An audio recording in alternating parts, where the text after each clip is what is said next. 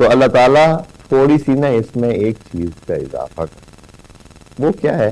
یعنی اللہ تعالیٰ کا رجحان کس طرف؟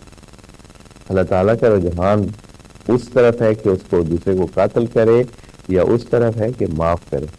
اللہ تعالیٰ کے اگلے جملے سے یہ لگتا ہے، یعنی واضح ہے کہ اللہ تعالیٰ چاہتا ہے کہ معافی ہو جائے، خیر۔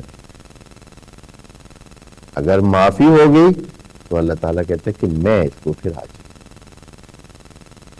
اگر معافی دے گا تو میں آج۔ اس سے پتہ چلتا ہے کہ اللہ تعالیٰ کا چاہنا یہ ہے کہ قتل و غارت اور خون خرابہ اور مار کوٹائی اور یہ کام نہیں ہونا چاہیے۔ اگر ایک نے کیا بھی ہے تو دوسرے کو کیا ہے؟ اللہ تعالیٰ ترغیب دیتا ہے کہ وہ نہ کرے۔ ایک نے قتل کیا تو اب تم قتل نہ کرو، بنتا ہے حق، تم کرنا چاہتے تو کرو، لیکن اگر نہ کرو تو میں آج، اور اگر کرے تو پھر اجر ملے گا، اسے نہیں ملے گا۔